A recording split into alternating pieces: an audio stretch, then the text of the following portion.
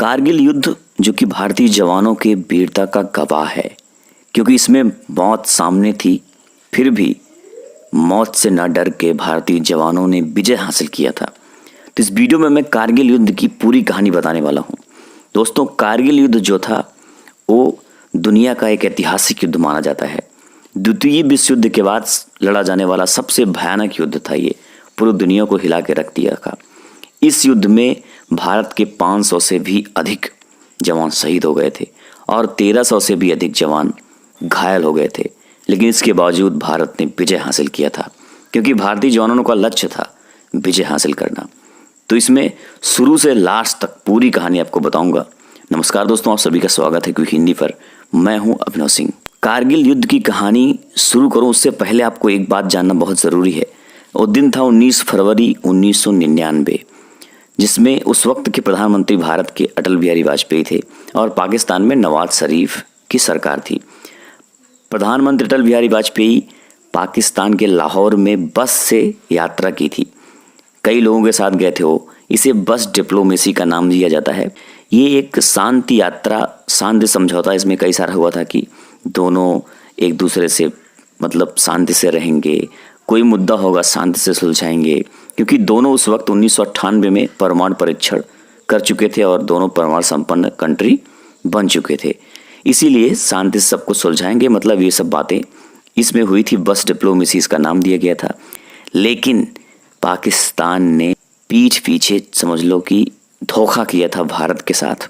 कारगिल पहले समझ लेते हैं कहाँ पर स्थित है। आप देख सकते हैं, ये मैप है।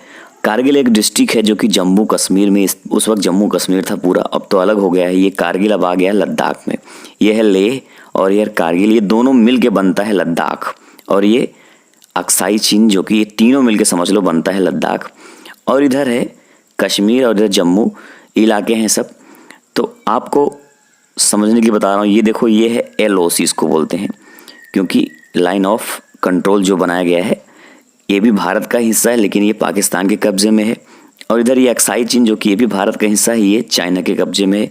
इसको बोलते हैं LAC, line of actual control. तो दोनों है। और युद्ध जो लड़ा गया था, जो विवाद था, वो यहाँ इस बॉर्डर पे था। यहाँ पे होता क्या है, ठंडी के जब मौसम आता है तो बहुत ज़्यादा बर्फ़ वहाँ पे पड़ने लगता है और -50 तक वहाँ की जो तापमान चली जाती है। इस वजह से ठंडी के मौसम में वहाँ से क्या होता था कि कारगिल, वो जो इलाका था, वो पहाड़ी एरिया था उधर।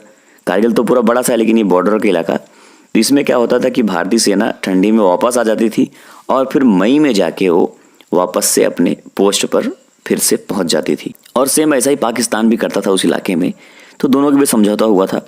लेकिन होता क्या है, जब भारतीय सेना ठंडी के मौसम में वापस आ जाती है वहाँ से, तो पाकिस्तान की सेना उस पर कब्जा कर लेती है।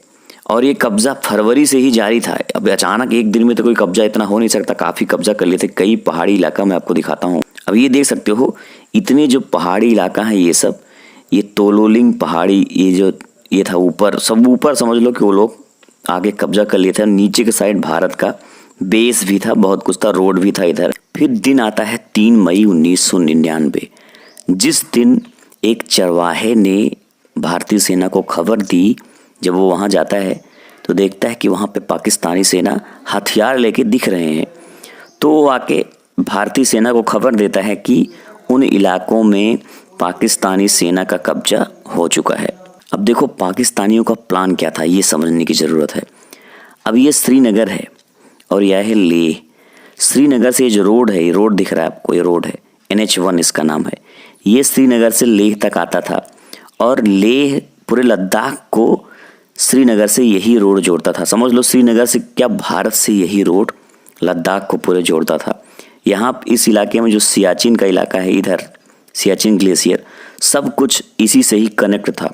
अब यहाँ पे कब्जा करने का मतलब साफ है कि वो लोग ऊपर थे, पाकिस्तानियों ने पहाड़ों पर चढ़ गए थे और नीचे की साइड रोड गया था। पूरा भारत का कनेक्शन टूट चुका था इन इलाकों में। ये जो इलाका लेह से लेके लद्दाख, जो यहाँ तक कि सियाचिन ग्लेशियर, जो कि सबसे ऊंचा इलाका है दुनिया में, सब कुछ भारत के कंट्रोल से टूट चुका था। और उन लोगों का प्लान यही था, पाकिस्तानियों का, खासकर जनरल परवेज़ मुशर्रफ भी उस वक्त जनरल थे। उनका प्लान ये था कि यहाँ से अगर कब्जा कर लेंगे तो इनका संपर्क जब यहाँ से टूट जाएगा तो इनसे बार्गेनिंग हम कर सकते हैं, इनसे फिर शांति से हम लोग कश्मीर को हथिया लेंगे प्यार से, क्योंकि वो परमाणु संपन्न कंट्री बन चुका था। यही उनका प्लान था, लेकिन हुआ इसका उल्टा। फिर उसके बाद 5 मई को क्या हुआ कि भारतीय सेना की एक पेट्रोलिंग टीम वहाँ पर जाती है, जानकारी लेने पहुँचती है, तो पाकिस्तानी सेना ने उन्हें पकड़ लिया और उनमें से 5 सेना की हत्या भी कर दी। फिर जब इस बात की जानकारी गवर्नमेंट तक पहुंची, प्रधानमंत्री अटल बिहारी वाजपेयी तक पहुंची, तो फिर सेना को आदेश मिला कि उनको वहां से भगाना है, खदेड़ना है। फिर ऑपरेशन विजय के जरिए भारतीय सेना ने जंग की शुरुआत कर दी, लेकिन ऊंचाई पर उनको चढ़ना था। भारतीय सेना को ऊंचाई पे जंग लड़ना था, क्योंकि जैसे देख सकते हो नीचे से वो लोग ऊपर बैठे हुए थे और नीचे से भारतीय सेना को ऊपर जाना था, और बर्फीली इलाका था। दिन को तो कुछ कर ही नहीं सकते थे, जो करना था सब रात को करना था, और रात को भारतीय सेना ऊपर चढ़ने लगी। लेकिन उसमें होता क्या था कि बहुत सारे भारतीय जवान शहीद हो रहे थे, देश के कोने कोने से भारतीय जवान शहीद हो रहे थे, और ये जंग की जो चर्चा थी गली गली में होने लगी थी। फिर भारत सरकार ने भारतीय वायुसेना को कार्रवाई करने के आदेश दे दिया। फिर भारतीय वायुसेना ने MiG-27, MiG-29 का इस्तेमाल किया था उस वक्त। बोफोर्स तोप का भी इस्तेमाल उस वक्त किया गया था, जो आप चर्चा सुनते हो। फिर दोस्तों फाइनली आता है 26 जुलाई 1999 का दिन।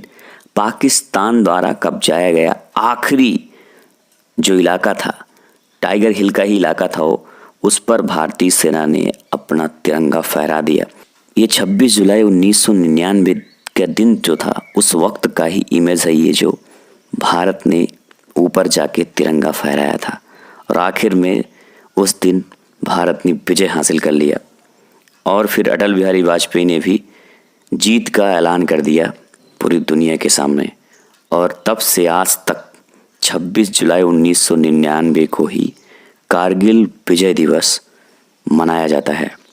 तो दोस्तों ये थी कारगिल युद्ध की पूरी कहानी।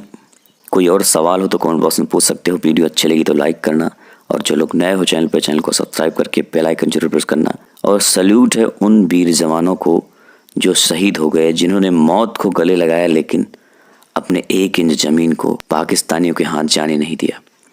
तो इसी के साथ इस वीडियो में इतना ही। मिलते हैं फिर नेक्स्ट वीडियो में, तब तक के लिए जय हिंद, जय भारत।